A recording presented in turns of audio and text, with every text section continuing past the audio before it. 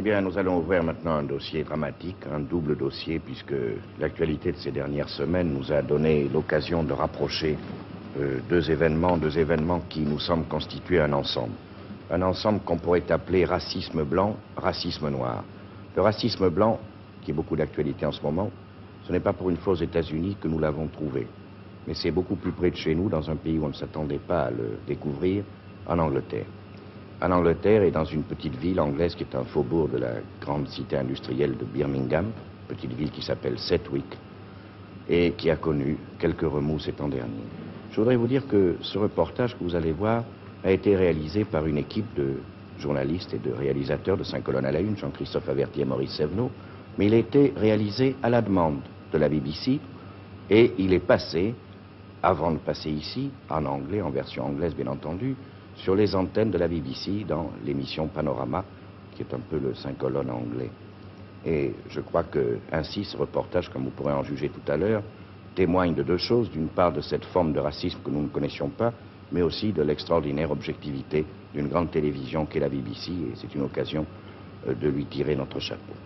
Mais avant de voir ce reportage, vous allez voir un autre document qui illustre, lui, un phénomène assez nouveau en Amérique, mais qui pourrait faire parler de lui de plus en plus dans les jours qui viennent, c'est ce qu'on pourrait appeler le racisme noir. Ce racisme noir, il existe à Harlem et chez cette association que l'on appelle, vous le savez, les Black Muslims, les musulmans noirs. Alors, regardez, nous sommes à Harlem.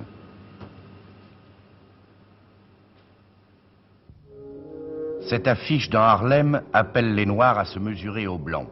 Cet appel, à peine dissimulé à la violence, c'est la fameuse inquiétante organisation des Black Muslims, les musulmans noirs, qui le lance. Les Black Muslims ont un chef, que vous voyez ici de dos, M. Muhammad, mais c'est leur chef spirituel. Car leur véritable chef, fanatique et décidé, c'est l'homme qui se fait appeler Malcolm X. Pourquoi X? Eh bien parce que Malcolm estime que son nom a été donné à ses ancêtres esclaves par les maîtres blancs et qu'il veut répudier tout ce qui vient des Blancs. C'est ce même racisme à rebours qui avait poussé Malcolm X à refuser jusque-là toute interview à un journaliste blanc. À cette règle, il vient de faire exception en répondant aux questions de notre confrère britannique Russell Spur. Et c'est ce document, exceptionnel aussi par ce qu'il révèle, que 5 colonnes pour la première fois vous présente ce soir.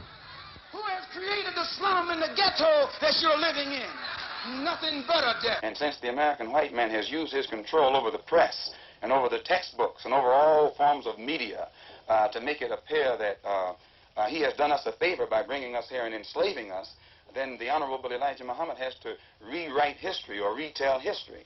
And since the white man can't dispute this truth, he tries to defend himself by saying that Mr. Muhammad is teaching hate. It's not hate to say that we were kidnapped and brought here, it's truth. It's not hate to say that we were Jim Crow, discriminated and segregated, it's truth. It's not hate to say that the Supreme Court, which is the highest court in this country, came up with a hypocritical desegregation decision 9 years ago, which they haven't enforced yet. That's not hate, that's truth. You're quoted as having said when an airliner crashed with a number of white people on board that you were glad it happened. The white race in this country collectively are guilty of these crimes that our people are suffering from collectively, and therefore they would suffer some collective disaster, collective grief. And when that plane crashed in France with 130 white people on it, and we learned that 120 of them were from the state of Georgia, the state that my own grandfather's was a slave in, why, to me, it couldn't have been anything but an act of God, a blessing from God, and I frankly and sincerely pray for similar blessings from him to repeat themselves as often as he can spare them. But I take it then you support the freedom-loving attempts of the peaceful marchers in Alabama and these places. You don't get freedom peacefully. Freedom is never safeguarded peacefully. Anyone who is depriving you of freedom isn't deserving of a peaceful approach by the ones who are being deprived of their freedom. And when black people in this country come out from under the mental straitjacket that the Negro clergymen have placed them in, and begin to see that the only way you can get freedom is to get it the same way the white man in this country got it from England, or he says he got it from England. He was willing to pay the price for freedom. When you're willing to pay the price for freedom, then you'll get it. But the Negro in this country has never been willing to pay the price for his freedom. All of the price that we've been paying in the past has been freedom for the white man. We fought abroad so that the white man in America could be free today, to sick police dogs on us, to beat our people in the heads with police clubs, and to turn water hoses on little women and children and babies simply because they want to walk down the street like decent human beings. Now, the only way you can have peace is to eliminate those injustices, and the American white man is not going to eliminate them. He's going to talk that pretty talk, but he'll still continue to practice those inhuman deeds. You got the Honorable Elijah's message yourself behind prison walls. When I was a Christian, I committed many crimes, and those crimes led to my own imprisonment, and also led to my being very atheistic, agnostic first and then atheistic. And it was only after hearing the religious teachings of the Honorable Elijah Muhammad that I became religious and was able to reform myself and rehabilitate myself. But I learned that after trying to reform and rehabilitate myself, that the American white man was more against me then than he was when I was a criminal, when I had criminal tendencies and was trying to carry out or practice his Christianity. Do you blame Christianity for your crimes? Christianity is one of the real causes of most of the condition that black people in this country are confronted with. It's the religious concept that Christianity has given Negroes in this country that makes us almost incapable of solving our own problems. The black man in this country has a different religious concept when he's a Christian than the white man has. If you notice, the black man is the only one who will turn the other cheek to his enemy, or who will love his enemy, or who will pray for those who despitefully use him, just because he thinks that's what Jesus wants him to do. Now, the white man preaches the same thing, but he doesn't practice it. Now, this refusal to integrate, surely it must lead to demands for your own state in America. The black people in this country have been like a misfit wife married to the white man here who hasn't treated us right.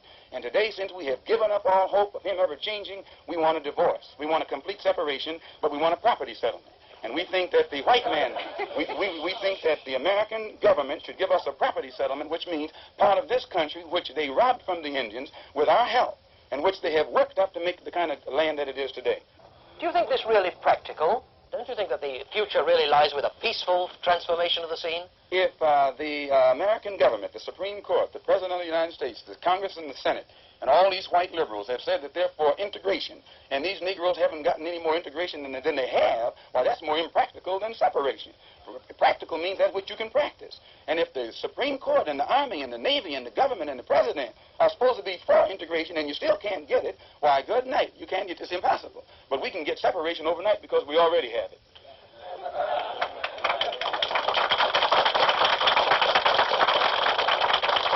Mr. Malcolm, thank you very much. You're welcome, sir. I thank you for letting the people over in Europe know what the white man in this country is doing to black people and the hypocrisy he's practicing when he accuses them over there of not getting their house in order. 20 million black people in this country have been just as thoroughly colonized by the American white man in a more shrewd, modern way than all of the colonized people in Angola, South Africa, or any other part of this world. But the white man over here hides his own dirt by constantly pointing toward Britain and France and Portugal and these other countries and accusing them of being colonial powers when he mastered colonialism before those countries ever knew what it was.